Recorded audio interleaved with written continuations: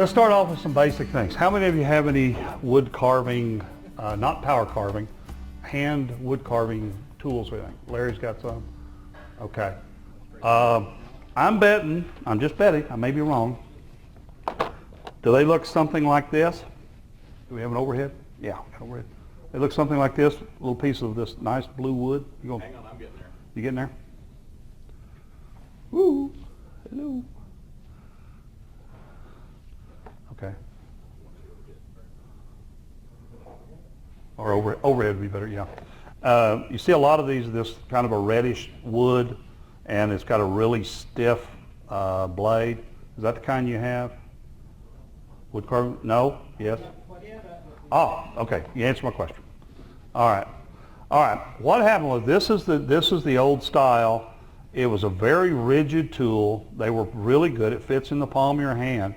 But this sucker is rigid. You can't move it. Along came a guy about 10 years ago with this new brand of tools. I'm going to put it right there, kind of. And anyway, basically, you can't really see that. There we go. See how that's moving? My left hand's not moving. That's a spring. It's a spring steel. And when they first came out, I thought it was a real gimmick, but they're not. They allow you to do a lot of adjustments. The little catalog I passed around is from Tree Line. You don't have to buy from Tree Line. I don't half the time. I buy from whoever I want to buy from. But I just wanted you to get an idea of what they look like. Tree Line, Amazon.com, others sell Flexcut. Some of the local places, the Woodcraft in Tulsa and those kind of places sell Flexcut. It is by far the dominant wood carving tool out there now, the hand wood carving. And that's what I would start with. What I have and what I think you should get is start with a knife. The knife is the basic part of it. I bought this one, which is Flexcut, and it's called a forged knife. It's a little thicker. You don't need to be flexing with the blade. It's got a nice round front, and pretty sure it'll shave you. And they're very sharp, and I like this one. If you don't like that one, they're about $30. You can buy one like this in about the 20 range. They also have sets, like 2 or 3. A knife you're not going to go wrong with, so if you buy a couple of different kinds, that's fine. But the 3 that I use is this one, and then this one. Now, that's the first thing. So you're going to have a knife. You notice that when you buy these, the handles are made of wood, but mine are yellow and blue and red and so forth. That's because the handles are finished wonderfully, as good as my turnings out in the hallway, which means they're slicker than dickens. And you got to hold extra tight, and people get hand problems holding these suckers. And I keep telling them, go buy some of that stuff little handle, little round stuff that's plastic, and you dip it in it. And you put a couple of coats of this on it. Now you got a nice, usable handle. And you do that. Some people do them in different colors. Most people, if you see the wood carvers out there, won't do it because they don't want to ruin the handles of their knives. They're wood. All I do is I do that because now it's a useful knife. Okay? The other thing that you want to get a knife. It's going to run anywhere from $15 to $25, $30. You can pay $300 for them. Easy. There's people that make custom knives and all that stuff. Don't bother with it. It really don't. Not right now. Start with a nice little Flexcut and you'll be fine. Get yourself a little brush like this. Doesn't take much. It's something you buy from one of the box stores or some little place. It's going to be a couple of bucks. Then you want to get yourself an Arkansas stone. I'm always driving down south, and there's a guy down there that shows up and he sells these things on the and he works in a place where they have defects, and they drilled a hole through this one by accident, and so I got it for $3. And I come back, take a little silicone, put a couple of dots of silicone, and now I've got a nice, useful, little sticky Arkansas stone. You don't need a lot of sharpening, but you do need some. And I'm going to explain how to do that in just a minute. So you're going to need a stone, and you want it to be an Arkansas stone of some sort. So you got a knife, you got a little brush. Then you're going to want to start fairly small, what you should do. You can buy a kit, you can buy a matched set of gouges and things, and these are gouges, okay? The thing is, I would suggest you buy one or two, start with it till you know what you need, then work up to it. Most people, just like wood turning, they buy a bunch of tools they'll never use. Try to buy something, and they're always available, so you don't have to worry about that. They're easy to get. One quick call if you're on Amazon Prime, kind of a thing, you get right to it. Now, I want to tell you a little bit, this might be kind of hard. There we go. Let's leave it right there. Gouges are named by a number. The flatter the gouge, that's got just a little bit of, if I can show it. Yeah, I can't see, we'll roll it over here. Yeah, I can't really show it. It's got just a little tiny arc, really almost flat. I wish I could see the light a little bit better. Anyway, that's a number 3. You need a number 3 palm gouge to start with. It's a workhorse. A number 3. The width of it doesn't matter. For instance, I have a number 3, but I have a small one. These are in millimeters. I believe this is probably a 15 or 12 millimeter. This is probably 5 or 6. Start with one that's fairly wide. Then the next one you would want to get, it's going to be $15, $16. The next one is the same thing, a number 3, but in a smaller width. The next one after that is a number 4 or number 5, which is, again, it's kind of hard there, a little bit. There you go, it's a little bit better. It's just a little bit more arc. That would be next. After that, the sky's the limit. They have one called a V tool. It looks like this. Let's see if I can get it this way. There we go. Kind of. Not gouge, I'm sorry. I had a V tool here. Yeah, maybe I don't. Anyway, the V tool is literally, looks like a V. And what I do with it is, when you do these little things that are supposed to be fur, it cuts just a little V shape, a little thing. So to go back over, you're going to need a number 3 something. It can be 10 millimeter, a little bit bigger is a workhorse. A smaller number 3, a number 4 or 5 gouge about 10 millimeters, and then the V tool. If you get those 4, you can make almost anything. You can buy them in kits. Do what you want to. If you ever need to try something, ask me. I'll bring it. You can try it and play with it. But with those, you can do just about anything you want. Now you're up to about probably around $60, $65. Pay $8 and you buy yourself a pair of gloves like this. They are not stylish, but they do something really, really well. Okay, it will. You see that? Just shave me. All right. It's Kevlar. It'll pierce you. Okay, you got to be careful with that, but you won't be able to cut with it. And these are $8 in all sizes. Amazon's where I got mine. They don't last a long time for me. Maybe, I don't know, maybe one season. That's fine. They're quite good. All right. Now you're protected. Your hands are protected. I'm ambidextrous. I use both hands for everything. So some people only buy one of these, and then they'll sit here without a glove here, and they'll work. Don't do that. Learn to use both. Use the tool with both hands, and the only way to do that is protect both hands. Am I generating questions? Because I'll be happy to stop. Will you pick me up a stone from that Arkansas guy? I'll give you a stone, Beth. I'll take care of you. Let's talk about that real quick. I'm going to put just a little bit of oil on there. I'm going to show you how to sharpen one of these. First of all, let's take the knife. I don't know if any of you ever sharpened on a stone, but they're very, very good. You can tell it's an Arkansas stone because it makes that noise. That squeak. All right. It's real simple. Would you get me that? Is that a paper towel? Oh, thank you. Thank you very much. It's real simple. You just lay it down. I don't know if you can see it or not. No. Oh yeah, you can, right there. See right here? Yeah, I'll try to get that where it, there's a little, yeah, see it? See a little wiggle right by the edge of the blade? Right there? Yeah, I'll show you. What you do is you turn the blade until the oil stands up. And it'll stand up right on the blade. And then it's just simply just going through. And you just work that a little bit, and then it'll sharpen up that blade real nice. And that's what you do basically with all of them. If you have a gouge, you come up, you bring it up until you see that little oil change, and then you just sort of kind of come up and turn it back and forth.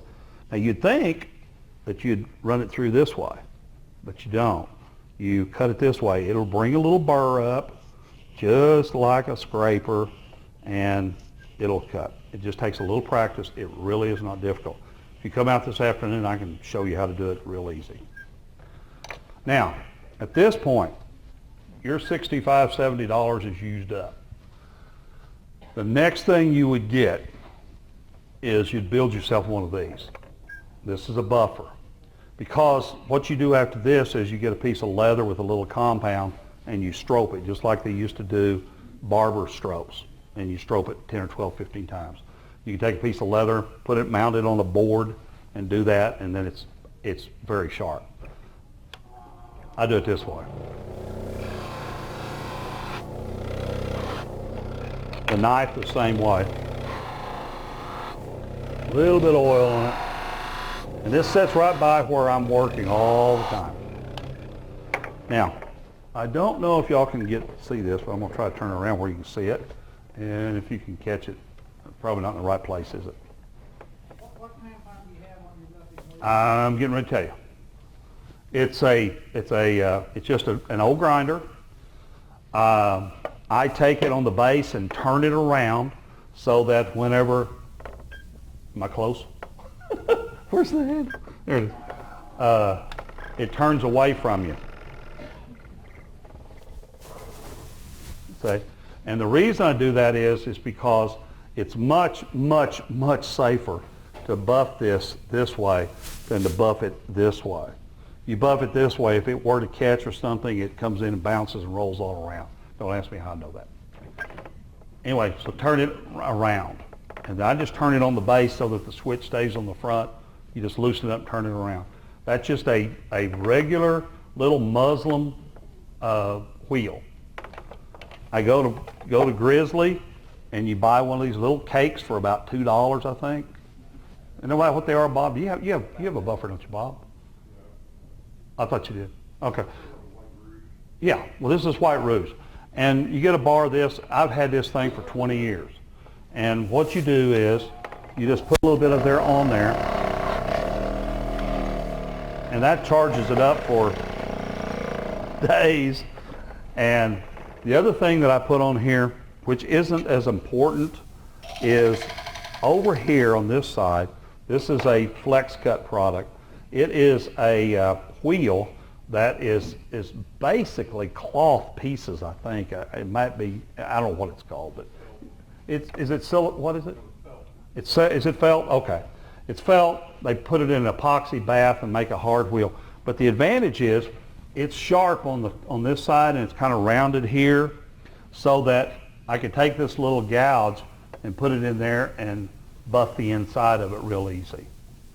Now, so that if you have those things, you're pretty well set up. This is just a real convenience thing. It doesn't have to be an 8-inch, it can be a 6-inch. And you can buy the felt wheels at Grizzly, I know. You also buy them online. And once you get one, this is 15 years old. I mean, it's going to be there. This thing here is about 8. Now, let's talk a little bit about carb. I want to use for my little vehicle of how I'm going to show you this. I want to show you, I love doing these little pumpkins because they're fast. Everybody loves them. And that's what we're going to do, little pumpkin. And then I get a little grapevine and I work it and I put it in there.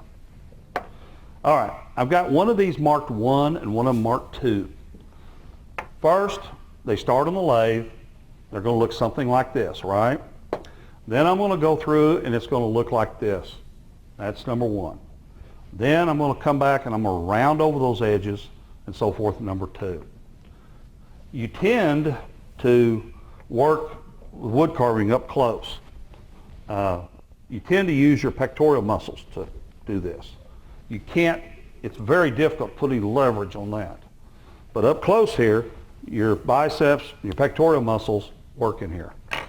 Why is Beth grinning at me about this? She says, that's funny. I don't know why it's funny, but it's funny. All right, so let's start. What we're going to do, I'm going to start off, I just marked where my little ridges are going to be, and then you're going to probably have to focus in on me a little bit. Can you, because I'm going to be right here the rest of the time. Okay, however you want to do it. It's real simple. You come in and you don't push so much as you kind of go sideways, back and forth. Then I just go up, I catch that cut, and I do sideways back in, and I catch that cut, sideways back in, turn it over, and boom, it just falls out. And I go along here like this, just wiggling and cutting. Wood carving is one of those things that is a genuine source of biofeedback, if you've ever heard of that. Your heart rate will go down, truly, and you tend to calm way down when you do this because you do something, you get an immediate feedback. When you're by yourself, you tend to smell the wood. You also, I don't know if you can hear it. Let me try it. Did you hear that? I'm hearing it. Okay. It has a little, it's a little crunchy sound. Imagine eating a Cheerio, kind of a thing. But anyway, you hear it, you see it, you smell it, and you really do get a calming effect. If you talk to almost virtually any wood turner, they'll talk to you about how nerve-wracking it can be. And then you got times when it's nice and calm. You talk to a wood carver, they never talk about, I almost did this or almost did that. So I'm just telling you that it's a good way to calm down. It doesn't kick up any dust whatsoever, but most of the time it's insert and wiggle. Insert and wiggle. Now, let me get that one. You do a lot of this spinning around, and you notice that I'm working in fairly close. If this thing skips, I might get a little cut on the corner, but I've never been cut badly. I've been very lucky. Usually you're more likely to get cut doing something stupid like walk around with it like that and trip or something. At the wood carving clubs, they have a rule. If you've got a tool in your hand, you put your thumb up next to it. If you were to bump into somebody or bump yourself, you're going to slide down the side. You're not going to cut anybody. All right. So, where'd Larry go? He was walking around. That little move right there, just learning how to do those things right there, can make a pumpkin. And you really don't have to do much more than that. And frankly, most wood carving is the same way. It just breaks up in little pieces. Let me show you what I mean. They were asking me about this earlier, this little tree. It looks complicated, right? If you get this particular gouge, it's not because, can you see that? It's hard for me to hold that much right there. It just fits this little thing here just perfectly. All right, I'm trying to do my best. I may have to show you. Anyway, what you do is you just basically, you come in, you drive it in, you wiggle it in, you turn it, you wiggle it in, turn it, you wiggle it in, and you scoop out the bottom, and that's done. And you work your way around the little tree and down, and you can carve these in about 20 minutes or so once you get going with them. Turn them on the lathe first and so. But people love them because they look like a little tree. Then I would use, if I had the little V tool with me, I would put some little, maybe some little veins in here. But I've got a little bit of this that needs to be done. I'll show you. It's just a little kind of a gouge. You just pull in here like that. Nothing big. Kind of hollow it out a little bit. There's one, needs one. And if you want to go a little shallower or a little deeper, you just change to something with a little bit higher number, and you can gouge it out more. I don't know if you can see that well. See the, yeah, see there's a little bit more of a gouge to it. And if you want to go flatter, you just get something at a little lower number, and you can flatten it up. The knife comes in primarily when you're shaping or doing some little details, if you want to do a little detail. For instance, this little guy here is an ornament I do a lot. It's Santa's hat.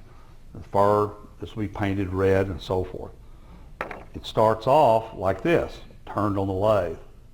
And the first thing I do is just pull a knife up here.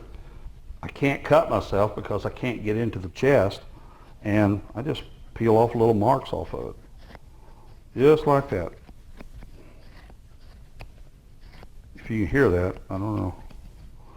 Anyway, I just work my way around. I can't cut myself because I'm stopping with my hand. A lot of people get excited when they do this because they say, you're going to cut yourself. Well, all right, that's done. Then you just sort of turn it around, and now I'm just going to use a little thumb, hand. I'm rolling it around with the other one, and you just kind of speed it up. And finally, you just go along and cut it off. Now, that one's ready now to start putting in these little zigzags in them. And it's real simple. You just put a little notch and a little notch. It's called a bird mouth, they call it.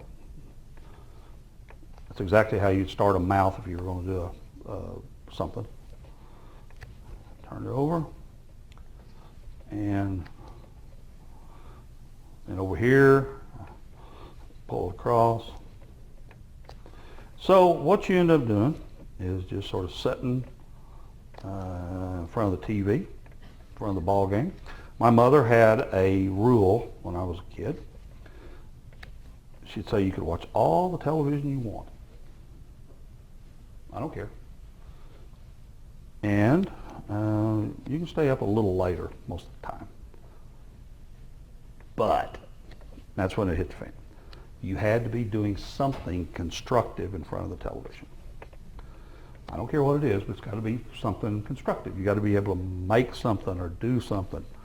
Okay. So whenever I was a kid, I painted and drew pictures, and I made little things and out of spools and all that sort of stuff. And you watch TV all you want. And I still got the habit. I sit in front of the TV, I got to be doing something.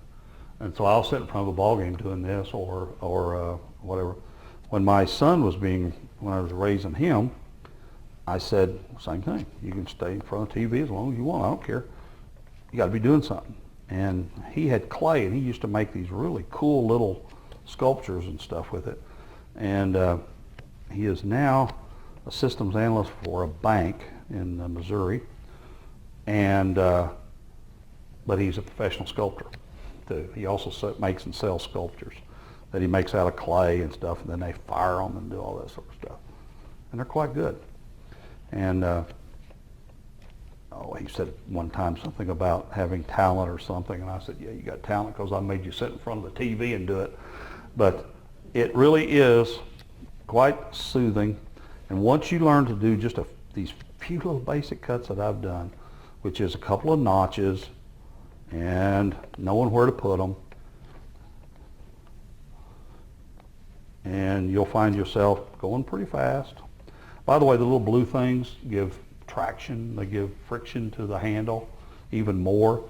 And so what I'm really doing is I don't know if I want to bring that up, but I used to be in martial arts, and you do everything with two fingers, these two fingers here, when you take people's hands and stuff.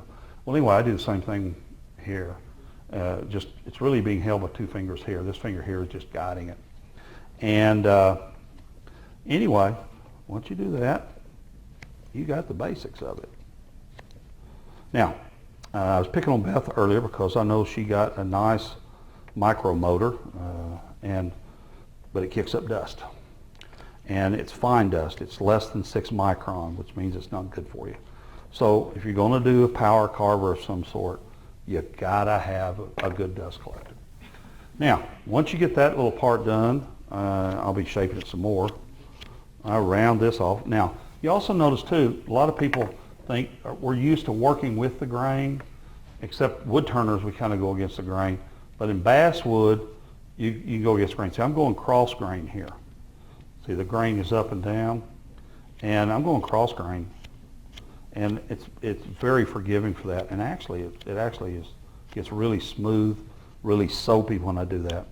And I would just sort of round it off like this. Here's another thing I want to show you. I'm doing that like this. So I can't cut myself. I'm not doing it like this. So I'm putting my thumb here. So if that comes across, it stops right there. So I'm not, a lot of people go, oh, you're going to cut your thumb. Well, no, I'm not. Because I'm stopping right there. That doesn't ever touches. And it's just a technique. Ooh, there's a nice hard piece. I'll bring this in. Anyway, so I would round that off. I would continue rounding it off until I ended up with something like that. It would be painted. I just use regular latex paints. You can pass those around if you want to, buddy. They're just plain old stuff you buy at Hobby Lobby, Michael's and stuff. And what you do is you put it in water, you thin it where it's like about like an aniline dye, real thin, and then you just paint it on. Now, would you give me that one right there, Richard, the one with the handle? Yeah, thank you, sir. This is a little penguin thing I'm doing. It's a little penguin, and he's got a big scarf on and a big tall hat. Okay. Good thing about being a wood carver, you can be a kid. You can just think up all sorts of silly stuff, and no one gives you too much trouble. But what I do is I make these little sticks. You can see I'm just kind of screwing it in, screwing it out. There's just a stick with a screw on it, inverted and epoxied in, and then I just screw it up the bottom, and I have a little rack that these go in, and I will set, and if I had a brush, I should have brought one, I would just brush that red, once I'm getting finished, and I'd let it dry for a little bit, and it'll dry in 15 minutes, and then I just keep working on them that way, and I'll sit in front of the TV and paint. People love these little things, and so I do a lot of these as ornaments for people, and that'll be an ornament. This will be an ornament, painted red, and you can make them fairly quickly, and fairly small pieces of wood. All right, are there questions? Because that is just a real quick intro.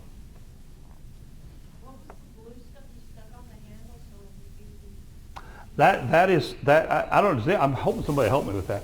They have it in grizzly. It's just a jar. Yeah, it's just a jar or a can. I want to call it plastic grip, but I don't know. Is that close? Dip. Yeah, you dip it in it. I don't know what it's called, but okay, it's called dip it. Anyway, but it's a can. It's about this big around. It's a plastic. You can get blue, red, black. Okay, and Grizzly handles it. All right. So, but you just take the can off, and these are they're really pretty handles when you get them. They're ash or maple, and people will go, oh, but they're slicker than the dickens. You do them like this, you got it. They're very useful. These I dipped these are 3 or 4 years old, and they're not even showing any wear. Put 2 coats on it. You dip it in. I bring it up to the tang of the machine, or to the tang of the blade. Let it set for a second, then you pull it out, and there will be a little dimple down here, a little kind of a thing show up. Leave it alone. It'll be fine. Let it set for 5 or 10 minutes, then take that tool and turn it back over, and then I just put a little clamp on it. Then that settles down, and it gives the bottom nice, smooth. I just put 2 coats on it. I use that stuff for all sorts of things like that. Just because these little things keep you from, I mean, they're slick, you can't use them. But I see a lot of wood carvers that are sitting and they're fighting those things, and they talk about their hands hurting and they can't wood carve, and I'll go up, well, why don't you take that and dip it in the, oh, it's a gorgeous handle. Well, it's a tool. And if you saw the stuff that I did to alter my tools, you'd probably freak out. And I've had people come in and just go, oh my God, what did you do to the bandsaw? I said, I made it better. I added a 3 horsepower motor, and I added my own guards, and they work now. And they go, oh, but you drilled holes. I don't care. It's a tool. So I do the same kind of thing. I want something that's going to be, now with these gloves on, man, it's rock solid in these things. But even with just bare hands, it's better. Next question. Anything? You give lessons, carving lessons? I'll get you started. I'll be happy to work with you on it. Yeah. What about the shoebox? Where do you set it? You're setting in I'll kick your butt. No. There was an implication about, no, I'm just kidding. I get a shoebox, I got a shoebox, and I carry these things in a shoebox, and I'll just sit and put them right here in my lap. And when you're working right here over it, and I'll just sit and kind of work and roll that little puppy over, and they fall right in that shoebox. Now, I usually do kick a few around, and I'll just kind of stop and pick them up, but I've never had trouble. Yeah. Let me tell you how you stop that. You make 4 or 5 of these at Thanksgiving, and you give them to her. Then you make her a tree. Then you make her a little thing, and pretty soon they stop doing that. So yeah, you can carry a little shoebox or something like that, but you do have to sweep up after yourself. Where I carve, I have tile. That's easier. But if you put a rug under you, you can shake the rug out and all the chips come out. All right. I just wanted to give you a little starter on it. I hope you enjoyed it. I answer questions, so all you gotta do is email me or holler. You're welcome.